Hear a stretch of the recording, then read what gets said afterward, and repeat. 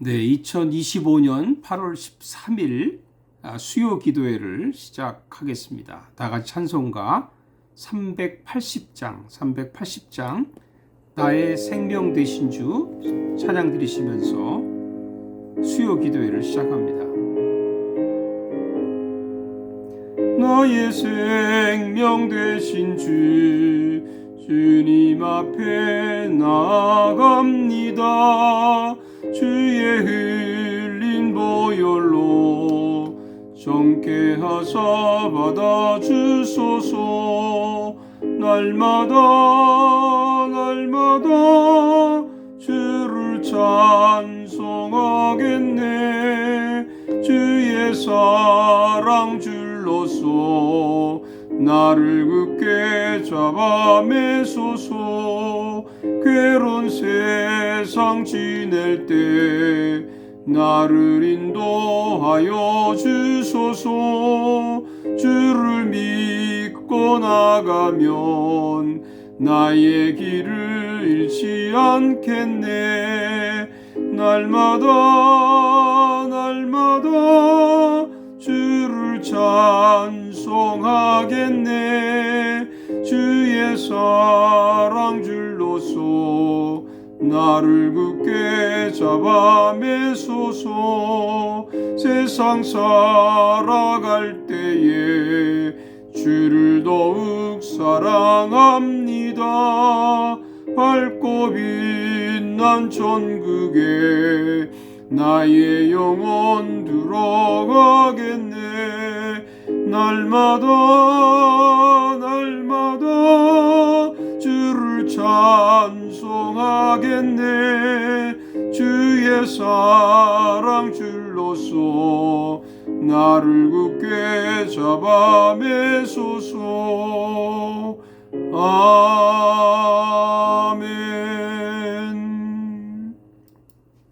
아멘.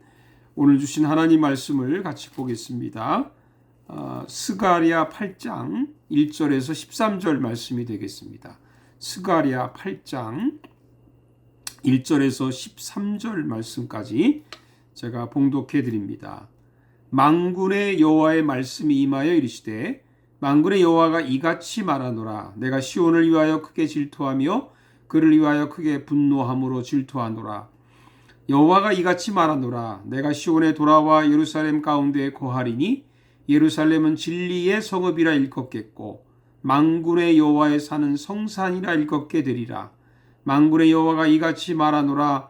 예루살렘 길거리에 늙은 남자들과 늙은 여자들이 다시 앉을 것이라. 다 나이가 많음으로 저마다 손에 지팡이를 잡을 것이요 그 성읍거리에 소년과 소녀들이 가득하여 거기에서 뛰놀리라.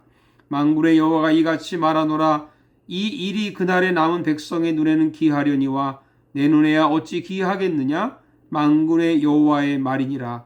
만군의 여호와가 이같이 말하노라. 보라, 내가 내 백성을 해가 뜨는 땅과 해가 지는 땅에서부터 구원하여 내고 인도하여다가 예루살렘 가운데 거주하게 하리니 그들은 내 백성이 되고 나는 진리와 공의로 그들의 하나님이 되리라. 만군의 여호와가 이같이 말하노라. 만군의 여호와의 집 곧 성전을 건축하려고 그 지대를 쌓던 날에 있었던 선지자들의 입의 말을 이날에 듣는 너희는 손을 경고히 할지어다.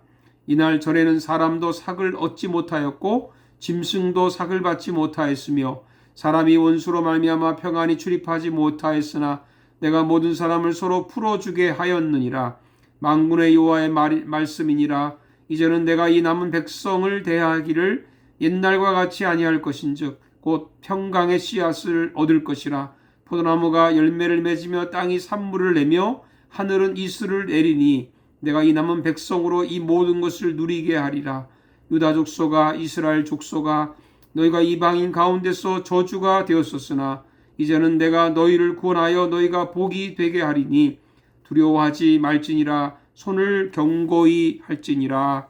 아멘.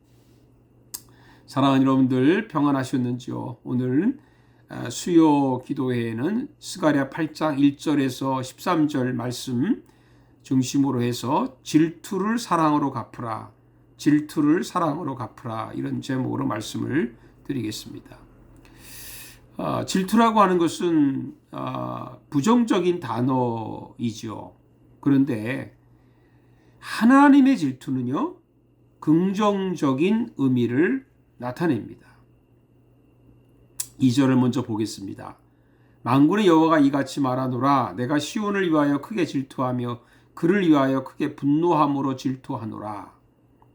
이 말씀 보면 어떻게 하나님이 질투할 수 있겠느냐, 이렇게 우리가 질문할 수 있습니다.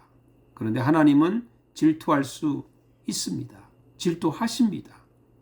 중요한 것은 무엇 때문에, 무엇을 위해서 질투하느냐가 중요한 것이죠. 여기 보니까 하나님은 시온을 위해서 질투하고 분노한다고 했습니다. 그럼 시온이 무엇입니까? 하나님의 성전이 있는 곳이죠. 다시 말하면 하나님이 계신 곳입니다. 그런데 왜 질투하십니까? 그 당시에 성전이 무너졌고 하나님이 떠났다는 것이죠. 대신에 백성들이 우상을 섬기는 곳으로 바꿔버렸습니다. 그래서 하나님은 그 광경을 보시고 하나님은 질투하면서 분노하신다는 것입니다. 세상에서 빗나간 질투는 살인을 저지르기도 하고 충동적인 분노는 폭력을 일으키기도 하지요. 그러나 하나님이 질투하시고 분노하시는 동기는 전혀 다릅니다. 그 동기가 무엇입니까? 사랑입니다. 하나님은 그의 백성들을 사랑하십니다. 하나님은 저와 여러분을 사랑하십니다. 그 백성들이 성전에서 하나님께 예배하지 않고 우상을 숭배하는 것을 보면서 안타까운 마음으로 질투하시고 그리고 분노하신다는 말이죠. 하나님은 범죄하는 백성을 미워하기는 하지만 때로는 벌하기도 하시지만 그래도 끝까지 사랑을 포기하지 않으신답니다. 저와 여러분에 대한 사랑을 절대로 포기하지 않으십니다. 이것이 하나님의 마음이고 아버지의 마음입니다. 그럼 어떻게 하나님은 자신의 질투와 분노를 갚으실까요? 우리는 여기서 하나님이 우리에게 대해서 어떤 분이신가를 깨닫는 것이 매우 중요합니다. 첫째 보면 하나님은 성전으로 돌아오십니다. 3절에 봅시다. 여호와가 이같이 말하노라. 내가 시온에 돌아와 예루살렘 가운데에 거한다고 했습니다. 우리가 돌아오는 게 아니라요, 하나님이 돌아오신답니다. 우리가 하나님을 사랑한 것이 아니라 하나님이 우리를 먼저 사랑하셨답니다. 요한복음 15장 16절에는 너희가 나를 택한 것이 아니요 내가 너희를 택하여 세웠다고 말씀하십니다. 여러분, 베드로가 예수님을 찾아온 것이 아니라요, 예수님이 베드로를 찾아가신 거죠. 탕자 이야기를 보면 탕자가 아버지께로 돌아간 것은 맞죠.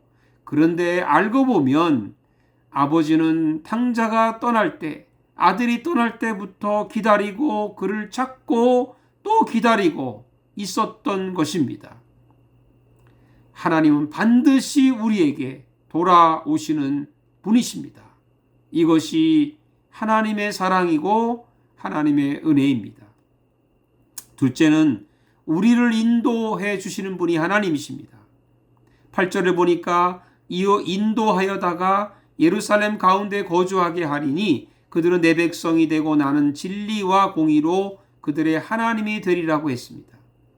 하나님은 우리를 구원해서 성전으로 인도하시는 분이세요. 그리고 나서 뭘 하십니까?